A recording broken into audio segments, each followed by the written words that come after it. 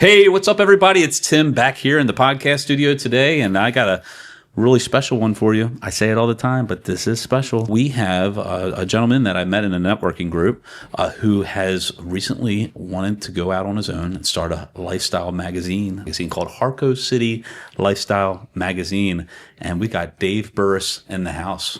Welcome to the show, man. Thank you, Tim. Awesome to be here. Happy to share my story with you and your viewers and see where this takes us. Yeah, absolutely. You know, I am fascinated with the entrepreneurial journey. You know, that's part of what this podcast is all about. It's just, you know, there's everybody has a story, and but what's even more fascinating is when somebody takes something from scratch or takes something and just completely runs with it. And there's ups, there's downs, and there's a lot that I can relate to within the real estate business. And to cross collaborate like that and just have that natural conversation about the behind the journey is what we're all about here. So yeah, and so certainly starting a magazine is something that was very intriguing when we met, and we've had the opportunity to sit down and have some coffee and listen, you know, hear what you have going on. So yeah, I think this is something worthy of getting out the word. Really try to help you connect with other people too. So give us a little bit of background about who you are and what has led you to start your own magazine. Sure. Professionally, I'm pretty old to be starting my own magazine. You're not old. How old are you? I am old. I'm not young anymore. Okay. No, I'm 58 years old. 58. Okay. Yep. I'm joining that 50 club in about a couple weeks. Yep. So I keep the hair clean cut so that people can't tell how old I am. There you go. So far, it's working for me, I think. Bald is sexy, baby. So just to give you a little history, like 1990, I'm finishing college. I'm an engineer, and I get a job with Whiting Turner. So I grew up in Delaware, but my first job is down in Towson. Okay. And so that makes me a Maryland resident, and I've been ever since. 5 years of working in engineering. I was actually doing quite well and enjoying it and liked what I was doing working for Whiting Turner. And my brothers approached me with a growing computer magazine that they want me involved in helping grow it and an opportunity to become a part owner.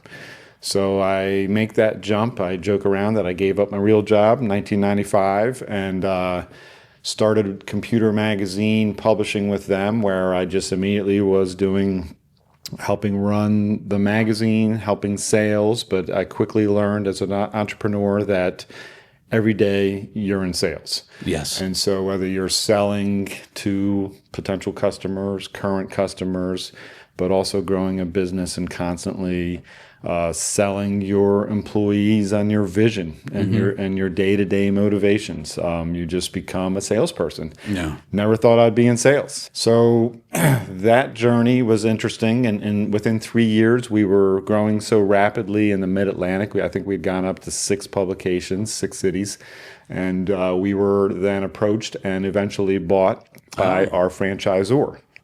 So at that point, you know, we were still pretty small on a national scale, but that was the vision of the franchisor, was to help take their product national. Okay. And so I went through that. Here I am in my young 30s, you know, became a business owner, got bought, stayed on with them. My other brothers that were involved gradually actually left that business.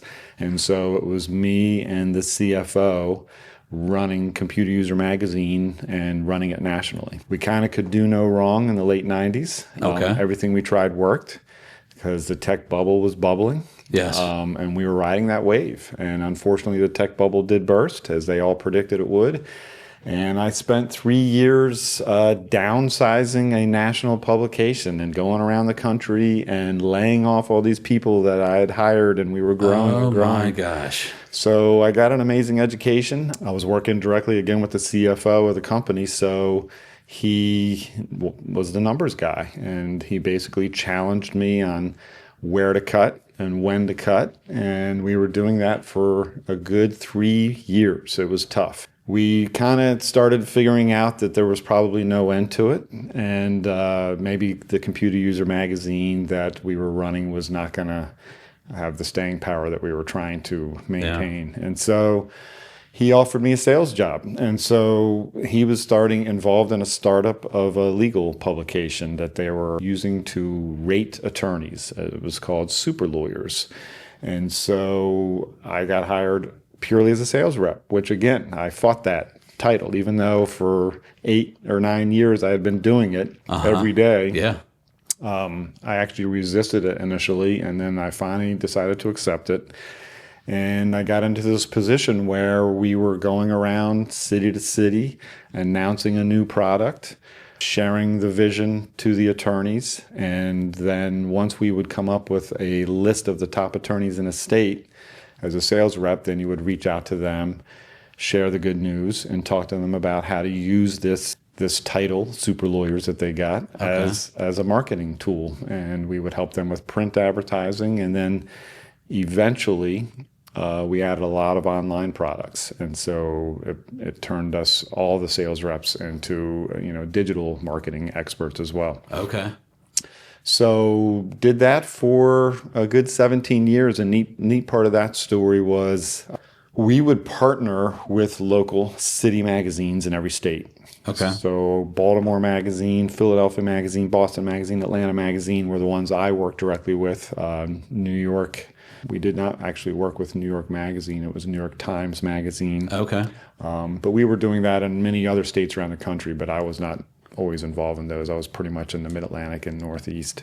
So I got this exposure to these high-end magazines. Even though we were just selling a special section once a year in them, I had to be able to explain to these attorneys what the value of having a presence in a city magazine was all about. Sure.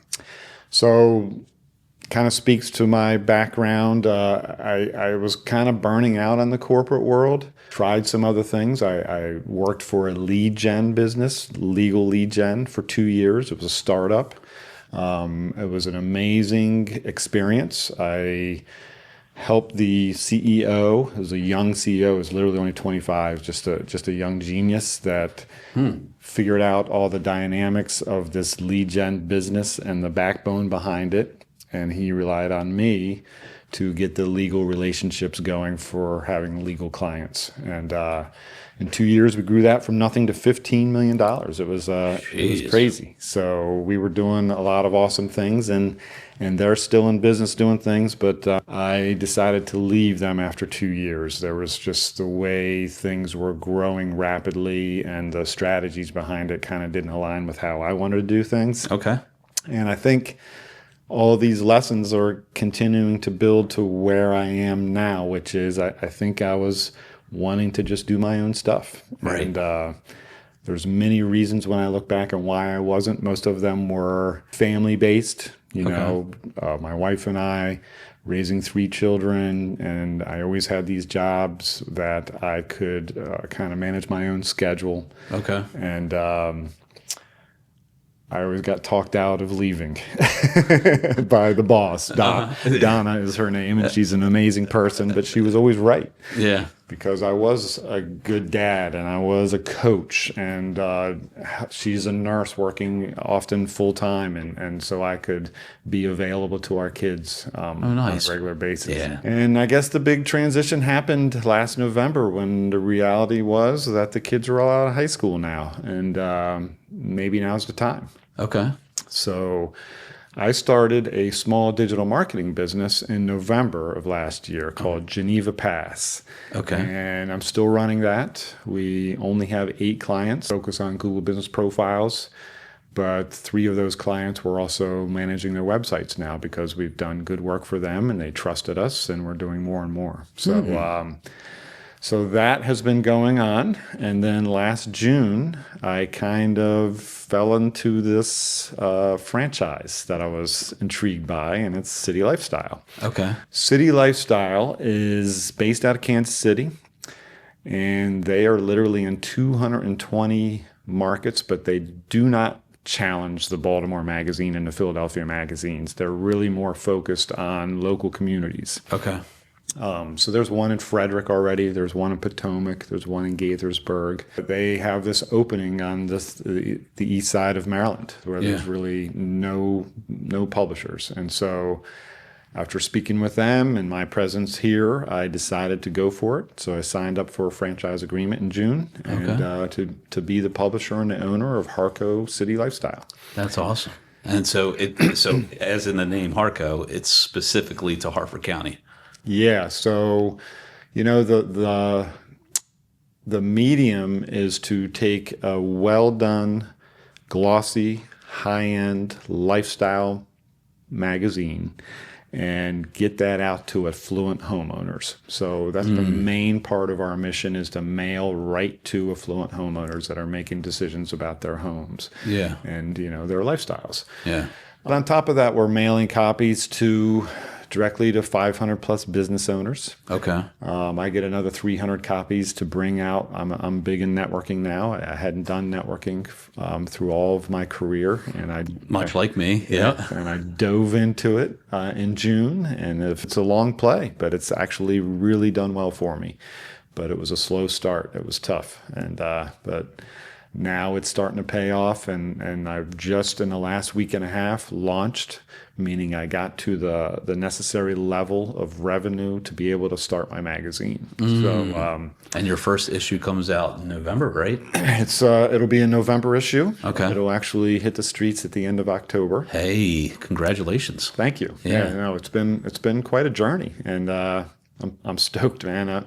I'm so excited to, I guess, start showing everybody that I've been pitching that this is coming and my vision, and it's coming to fruition. And so we have some really neat feature stories that are all local. I'm already working on December and January and forward. So are you the primary person that's determining what stories you're going to put in and creating, not creating the stories, people create the stories, but you're actually promoting those stories? Is that primarily you right now, or do you have a staff underneath of you of writers? Great question. So as the publisher, what I liked about this franchise was my experience in publishing. There's a lot of things that take up all of your time. Okay.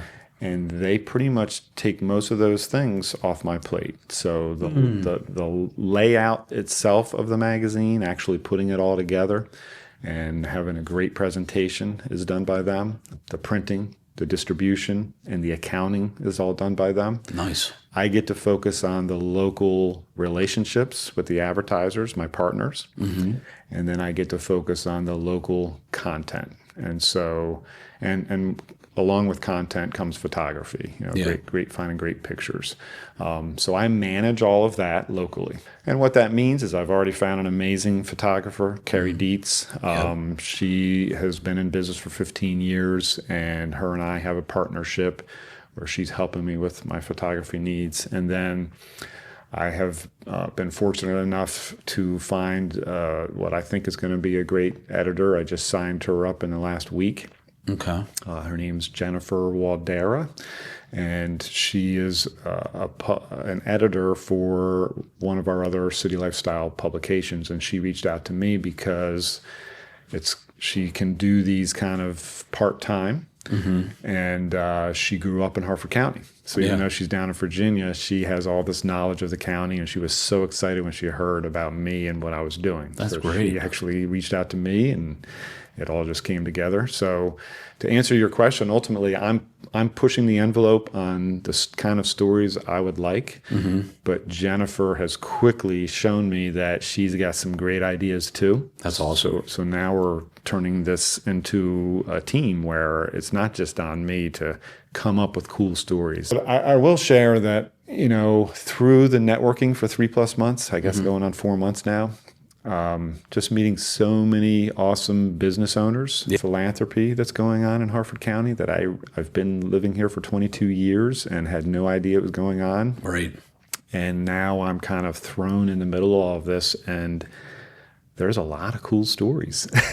That's what I've been finding out. Like, your episode 95, we've had 95 different interviews, and there's just so many people that not only are doing cool things, but they have a cool story behind it, and this community in Harford County is just so well connected, and there's so many people as well as small businesses that are just so willing to get involved in charity work and nonprofit and events. I mean, it's like the 6 degrees of Kevin Bacon up here in Harford County, right? I mean, there is a connection. Somebody can trace back to you, within 6 people. It's just it's a tight knit community. We've been here. Gosh, my parents moved up here in '93 to Haverty Grace, and then later to Abingdon. My wife and I bought our first house in Abingdon, moved to Bel Air, and then I was a teacher at Bel Air High School for 16 years, and feel like I've been a pretty, good staple of the community. Yeah. But just very impressed with just this community in general, and what a great opportunity for you to be able to showcase that through your magazine. It's just the perfect community to start that business with. Yeah, and thank you for that lead-in. I mean, that's you nailed it. It's Harford County is an old school farming community that is rapidly growing, and while there's resistance to the growth out there that I have to respect, my challenge is bringing a luxury lifestyle mindset into that old school thinking a little bit, and instead of it being them butting heads, figuring out how to work together. And I'm excited for that challenge because, you see the negative articles on resisting growth on a regular basis in our town, mainly in Bel Air, but all over the county, you see it. And to me, I'm somebody that wants to come along and support new and support growth, right? So I'm not really here to take sides, but at the same time, I want to figure out how to help both sides along and make it work, because growth is good for everybody in the long run. Yes. I think, and I think Harford County is ripe, man. It's such a hub. If right off of 95 and from DC up to Wilmington, up to Philly, then New York. I mean, we are in a great location geographically, and with the bay and the beautiful things that we have to our east and the Susquehanna to our north. I mean, it is. I'm just feeling like it's a great opportunity. I feel like I've been here for 22 years, and I've lived the dad life, the family life, the coach life.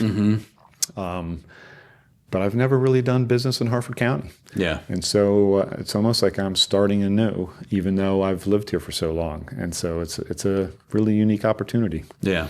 Would you say that's the greatest part of the enjoyment of what you're doing right now is? It's also the hardest. So it's interesting. Because the next question was going to be, what's your greatest obstacle? Yeah. So yeah, I mean, I'm excited to be an entrepreneur again. It's been 20 plus years since I have. So that's probably the initial fire that I have. Again, we talked about my age. I'm 58 years old and I'm starting 2 businesses. What am I thinking? I wouldn't have gone over 52, brother. So I wouldn't have predicted over 52. Oh no, it's unfortunately playing in the Senior Olympics. My age is out there. But it's just, the challenge was interesting because my intuition was telling me, I know a lot of people. I'm going to bring this cool product and I'm just going to sign people up. People are going to jump on with me because I know people, right? Yeah. Well, that's just not reality. Right. And it was hard. Like I came out of training in Kansas City in mid-June, and by late July, I probably only signed up 1 or 2 clients, and I'm going, holy cow. But the interesting part of it is, all along, for whatever reason, I met a couple people early that encouraged the networking scene here, and I decided to go for it, and it was hard at first. You didn't know a single person in the room, and you're showing up 3 and 4 events a week, and maybe you start recognizing a person or 2, but it's a long play. And here, looking back 3 to 4 months later, I still don't know a lot of people, but man, I walk into rooms and half the room knows me now. Well, you're a you're tall. What are you, about 6'4"? You're the bald guy in the room. I mean, you stand out like a freaking sore thumb, you know? Oh, thank you. Yeah. In the most positive way possible. Well, I will clarify. You're a good looking guy, too. I'm only 6'1". What? Oh, geez. I thought you were a lot taller. Okay. Yep. All right. There I go, inflating numbers. From starting with only 1 or 2 people signing on in the very beginning to now you have enough, like you said, you have enough people where you can now publish this first episode. And you're selling advertising to local businesses. What do you, if it's just not, Dave Burris is a nice guy, what do you think is making people commit to making a decision to trust in you to advertise in your magazine? Wow, that's a great question because print is dead, right? Right. Yeah. That's the theory out there, and that's probably the biggest obstacle that I've had to overcome is really painting the picture that I think I know what I'm doing. I've been doing this type of work for most of my professional career. Yeah. So it takes time for people that haven't met you to buy in and trust and listen to your pitch. But then, how is it going to benefit them? Just because I feel like I know what I'm doing, print is dead, right? And so proving to them that print is not dead when done well. And so me finding this franchise that is doing a great job in 220 plus smaller communities around the country, and I've talked to and met several publishers in other areas of the country that are not talking about just how fun it is to be a community leader with their magazine, but actually get their clients great results. Yeah. And their clients are signing up for 3-year contracts because they see the value and they're actually getting ROI. It's just not a brand play only. Yeah. And so to me, that's very intriguing because at the end of the day, brand is important, but people need to justify their spend. Yeah, because you can't measure brand. I mean, it's necessary. You want to be omnipresent and be everywhere, but it's hard to measure. Where with a return on investment, to actually see that value and how it's growing your business is important, I guess, to prove to people that, hey, this magazine works. If you advertise with me, you're going to see growth in your business. Yes.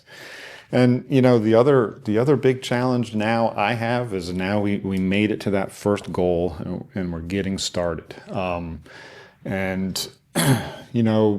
Because there's 10 years of data from the publications all over the country, there's third-party surveys done on readership and pass-along readership and expectations. I can already gauge that approximately 60,000 people will see my magazine in the county every month. There's 205,000 plus adults in Harford County.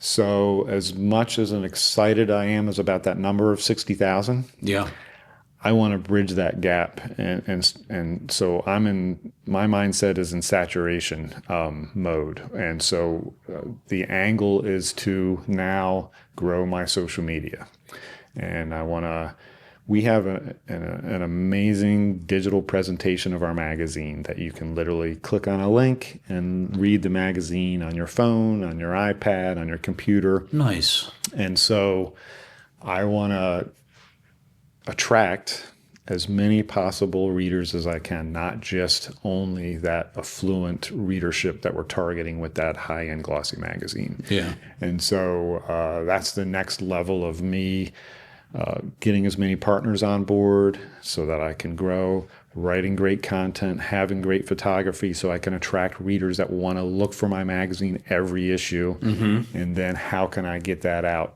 to everybody in the county, right? And so some things that I'm very close to finalizing are not only Facebook and Instagram campaigns, but also a weekly email newsletter that I can start being a go-to online for information about the county and things to do. Yes. And then use it as a way to hype up my past articles, my new issue coming out, and just constantly beat that drum. And to be able, there's plenty of like community Facebook pages, online that you can, you can almost put that content on there as well, that kind of cross collaboration type thing. Absolutely. There's some great mediums on Facebook, and I'm learning the Instagram game. Instagram game, has I think has a reputation for being more of the younger audience, and I need to be able to reach that younger audience. So I'm diving in and trying to figure that out too. Yeah. And I'm learning a little bit from trial and error, but I'm learning from people that know what they're doing. So I'm talking to knowledgeable people that are giving me great advice, and I'm probably going to be getting some assistance on that on a more regular basis too. So. Yeah, and I've seen that there's been a spotting of Dave on Reels, on Facebook Reels, on Instagram Reels. Yeah. I don't know if there's TikTok yet, but certainly kind of the same element. How are you expanding into video as well? Because that's certainly something that pops off a lot on social media. Yeah, no, everybody scrolls the reels. It's just a reality. And so after I started getting on and taking some pictures and getting some attention for it and some views, that was the next step. And, I knew it, but doing it is a whole nother thing. And it's hard. Yeah, well, getting over that first hurdle and just getting out there and trying it and messing up a little bit and maybe looking a little foolish from time to time. Sure. But it's happening, already. I don't have humongous followings yet to where I want to be. But gosh, some of my postings are getting 500, over 1,000 views already. So just to me to be able to show my clients that kind of attention can be coming in their direction as well, on top of the print magazine. Drew and I often talk about that, just figuring out the algorithm, creating quality content, creating that hook in the beginning the first 3 seconds before they swipe onto the next video. Can you get them engaged and looking at those numbers? And sometimes you think 200, 500, maybe 1,000, and you're thinking that in the great grand scheme of things, you see these big influencers that are getting 50,000, 100,000, 5 million views, all that, and you're like, but think about it. Like in our office here right now, if we brought 500 people in here, it would pack the office, and you had the opportunity to communicate your business to 500 people in 30 to 60 seconds. How freaking cool would that be? Yeah. And when you look at it that way, it's like, well, shoot, 500 is a freaking great number, Now, when we can get to the million views, that would be pretty awesome too. But, starting out, you think you want to be authentic. Certainly there's that goal of like, looking at the numbers and growing, but you also want to make sure that the content that you're putting out there is not just a quick clickbait type thing that's going to get you millions of views, but it's something that's that's good for you, good for your brand, good for other people, and bringing them value. And especially starting this magazine, like that's one of the avenues that you have to focus on to reach the most amount of people possible. Yeah. And them seeing that on a repetitive, consistent basis. Consistency, that's another tough one. Yeah. To be consistent with it. There's only so many hours in a day, so I've got to figure that out too. Yeah. Absolutely. And you mentioned TikTok. I just had 2 meetings yesterday, 2 in a row, and 2 younger people told me, you got to get on TikTok, Dave. Yeah.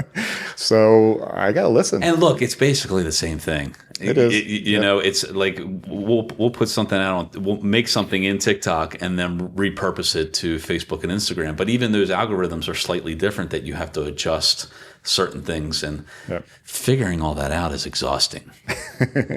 Trial and error. But no, here's the benefit. So you get the readership, right? You want a following of readers that are looking for your content, whether it's in the magazine or on social media. But here's what gets you excited about it is I'm trying it.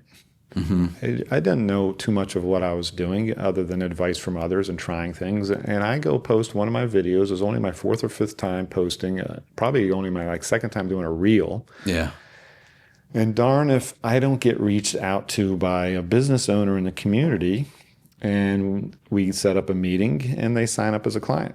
And I'm going, at a minimum, I should be doing it for that. Right? Right? Yeah. But now, when you see the impact like that, then you're going, it's no different with my readers. They're going to spread the word, right? If they like what they see.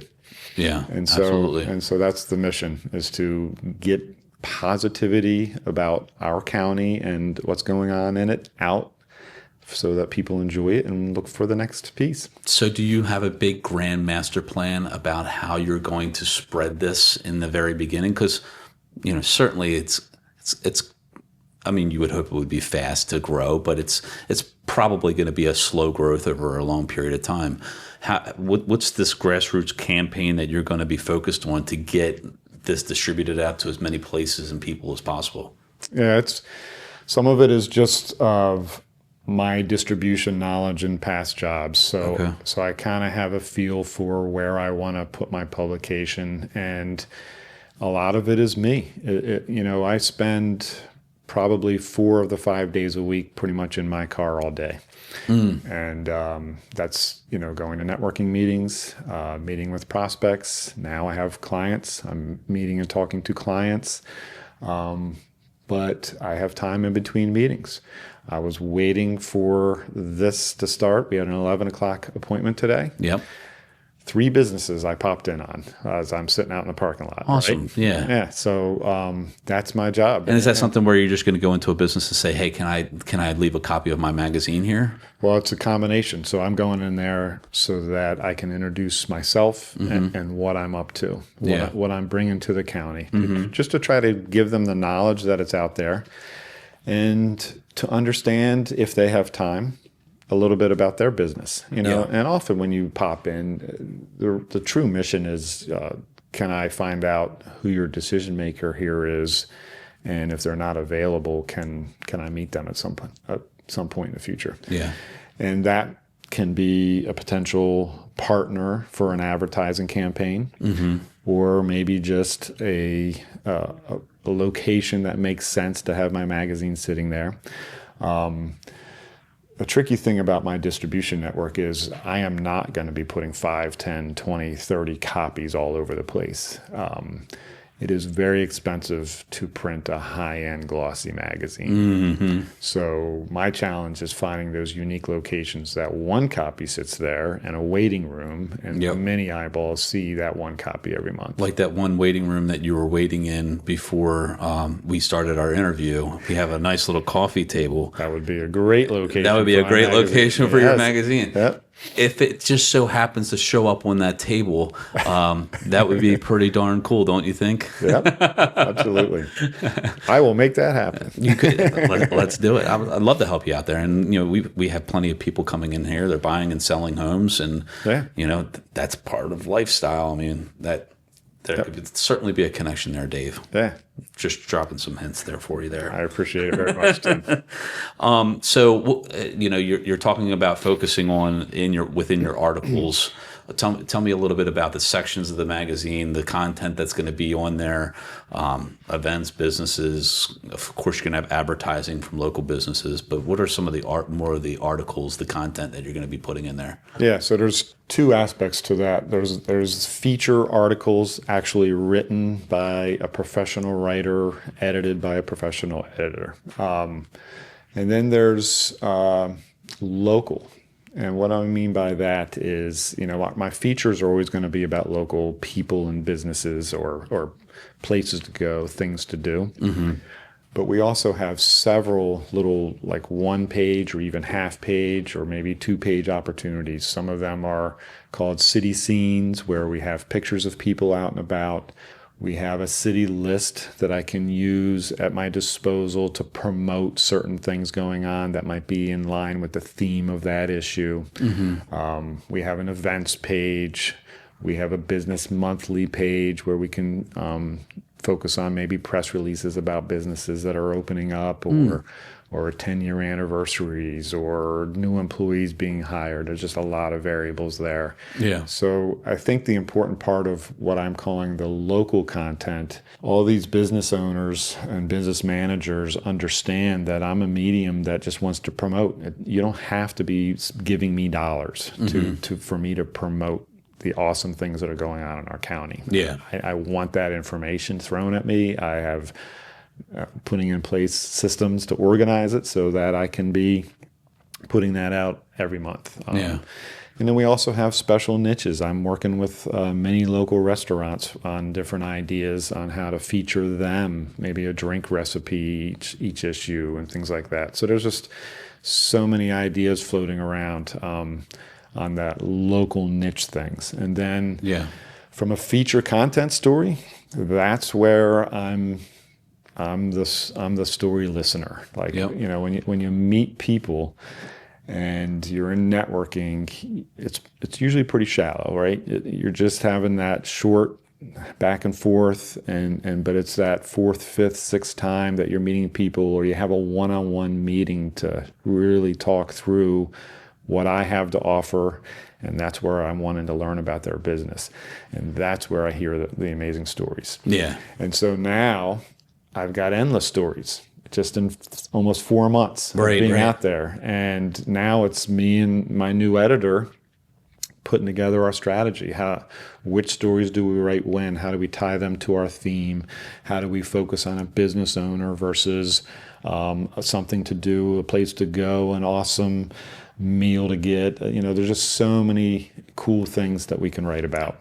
And in Harford County, gosh, there's just so many events going on. Yep. There's the options are endless. It's almost maybe one of your greatest challenges too is going to be there's so much going on. What do you edit? What do you cut? What do you put in there? You know, and making those decisions.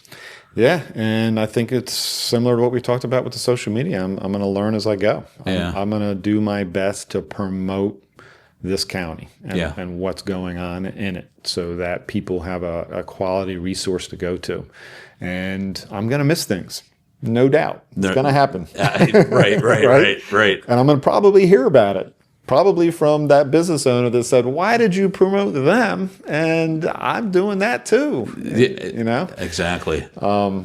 It's going to happen. And I don't want it to happen, but it'll happen. And I've got to adjust and get it in my mix, right? Yeah. So. Will you take like individual articles or individual content pieces and put those on like a Facebook, you know, the Harco Lifestyle Facebook group, or have you gone? Yeah, there's a few things that are really cool about our system. Yes, I can grab individual articles and post them.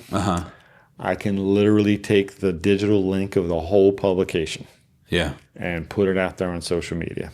So that's my strategy behind Facebook, Instagram, potentially TikTok, potentially YouTube, and also a weekly newsletter. So I want several opportunities for people to be able to read every single issue. Yeah. That's incredible. That's awesome. I love the marketing part of my job. You know, you get a listing and you just try to put it out there to as many avenues as possible. I mean, I think that's one of our strengths. So hearing you, and you're just starting this, and how many different directions you could possibly go with all the different opportunities for people to promote their business or promote their events or just showcase those businesses and events to other people. That's an exciting time. Absolutely. Yeah. And then, you know, there's some cool things I'll share. You know, all these small business owners are trying to figure it out. There's so many different ways to spend their money on marketing, right? Yeah. And you got so many people like me beating down their door asking them to spend their money on marketing. Right. How do they make these tough decisions? Yeah. And I'm not always going to be the right solution for their needs. So that's why I just want to learn their challenges and understand it. And maybe I'm just a referral for them. I meet them. We have a great meeting. It's not the right solution, but gosh, now I understand you and your business. And I would love to still help you. And by referring you to somebody else I know that has a need that you could fit. Yeah. That's what I'm out there for. And that's what I try to share with the people that are signing up with me, that it's more than just an ad sitting in a publication. I'm out in the streets. Yeah. I'm meeting so many people, and I'm bringing you with me. Yeah. Everywhere. Yeah. You know, some of the numbers that are crazy, like a lot of businesses do the direct mailers. Here's a reality. 1% of people read those direct mailers. So crazy. Yeah. So it's I know they all go in my recycle bin. I don't even give it a chance, you know? Right. And another one is, you know, in my past history, the Computer User magazine that I used to own, It was a newsprint, so you could print a lot more copies more affordably, and I would try to saturate. I would go, I remember vividly, Borders books, Barnes and Noble's books. And I would literally have stacks of 50 and 100, and I would have somebody restock them 3 and 4 times a month. I was just trying to saturate, right? That model produces a 1 in 5 readership. So less than 20% of the people read those publications.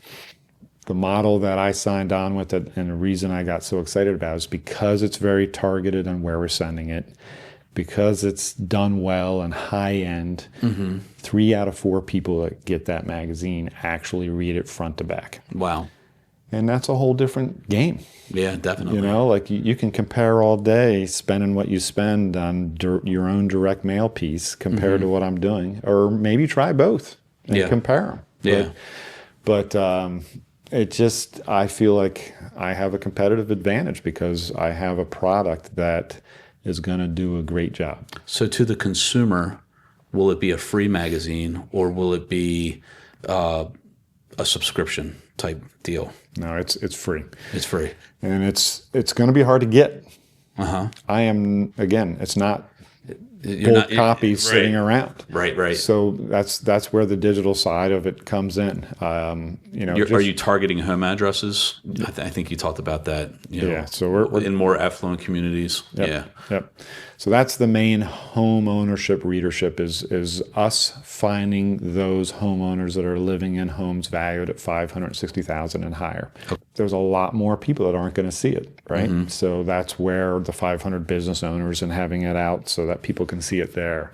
300 copies of me bringing out and getting the word out that way. Right. But really it's that fourth piece, that digital presence of people being able to see the actual magazine and click on it and read it like they're holding a magazine. And you can geo-target those people. You know, it just doesn't have to go out to all of Facebook. It can be very directed within a mile, you know, within certain miles, or Harford County, you know. Well, and ultimately that's my mission, though, is Harford County. Yeah, exactly. So I mean, the Route 40 corridor is growing, and there's a lot of people investing a lot of money to grow that Route 40 corridor. Yes. And I want to be a part of that. I do not want to play like there's certain parts of this county where all the value is.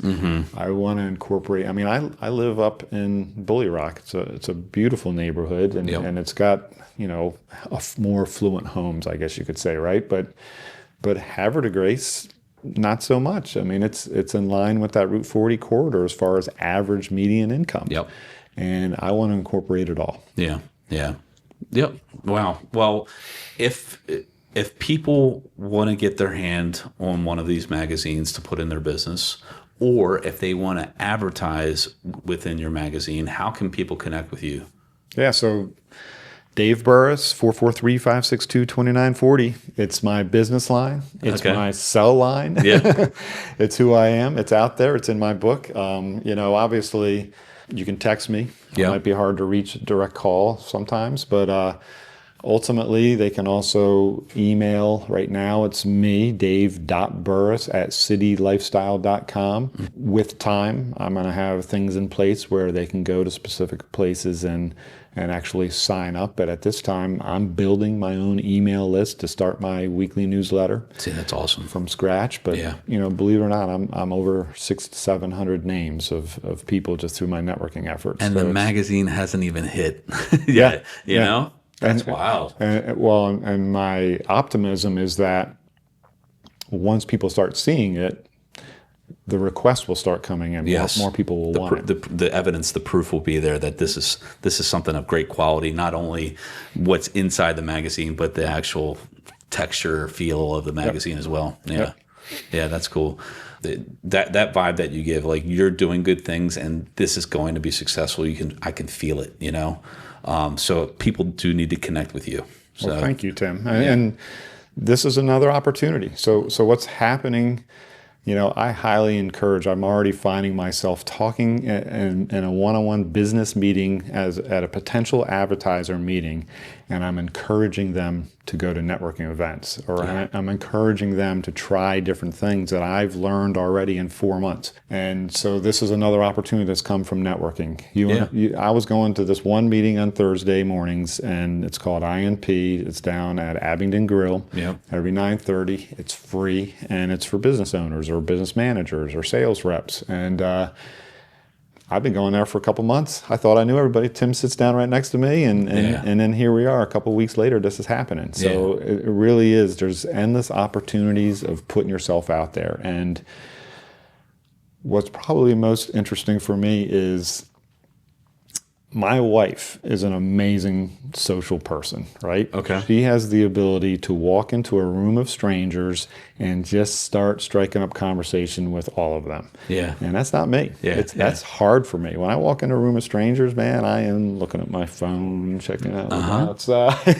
You gotta put yourself out of that comfort zone. Yeah. If you're gonna grow anything, that's what you're gonna have to do. Yep. And so it's been a learning curve for me to get better at it, and I'm enjoying it. It doesn't make it any easier. So, like, my advice to people out there that are in that same challenge, but they don't maybe consider themselves overly social, right? And how would I possibly do that? Just get out there and start trying. Yep.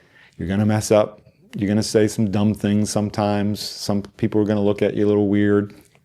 Get over it, right? Right. And just keep trying. A lot of people find it hard to believe that I too am an introvert, and I do get nervous in public situations like that. Even though I don't come out like that, it's I'm a very inside kind of guy, and I do have to push myself out of that comfort zone. But I'll tell you what, that IMP group that meets on Thursdays at Abingdon Grill at 9:30, we're plugging that for you there.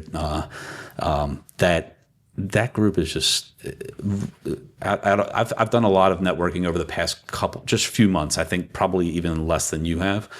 That one group there's something a little bit more special about that group as far as just how warm and welcoming people are, and it's not like this cutthroat environment or anything like that. There's different industries, but it's not like it's not an exclusive group, and so there can be multiple real estate agents there. There could be multiple magazine publishers there if there were. I think you might be the only one, but there's just, and it's the mindset of abundance, and I truly feel like there are people there that want to see you win. Even the same people in my industry want to see me win, and that's pretty freaking cool. Yeah, and I do that's one of my favorites, but I'll be totally candid, and I'll share the secret sauce. I mean, joining the Chamber of Commerce was humongous.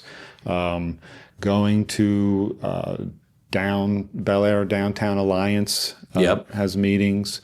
Route 40 Networking I've joined, going to their meetings. Their Grounded Coffee up in Perryville is another one on Tuesdays. So there's plenty of opportunity. You could do with networking. Chris Reeves' group, the Networking Madman. He's a great connection. Yep. So there's a lot of opportunities out there. So absolutely. Yeah. And that's, you can reach out to me for my opinion on those too. If you're kind of hesitant to put yourself out there, I'll tell you which ones to try. I've been trying to help more and more people along as I meet them and get them out there. Yeah, I think we share the same sentiments with when it comes to networking. It certainly has helped me, and I've only been in it for a couple months, so it's working. So how do I figure out how to do a podcast? That's what's next. Well, there's this website that you can go to.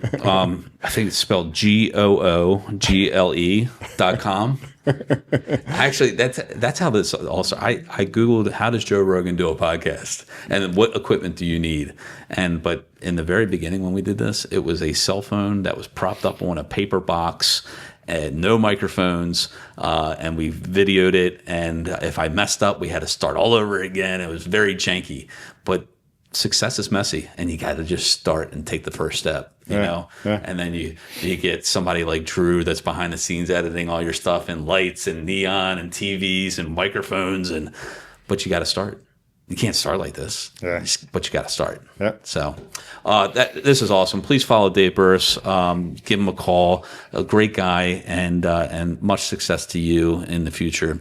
You can follow us on Facebook and Instagram at the Markland Advantage. We're on YouTube as well. We have a YouTube page, and we've grown it to about 2,500 subscribers.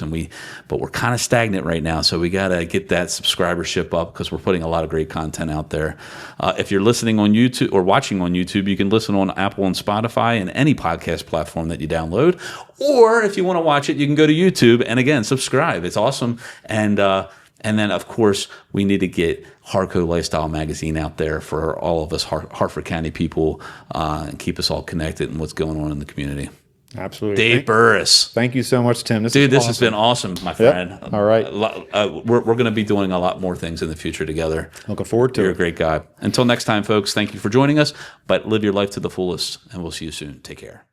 Did you like this episode of the TMA Connection? Well, you might want to check this one out right here. Go ahead, click it.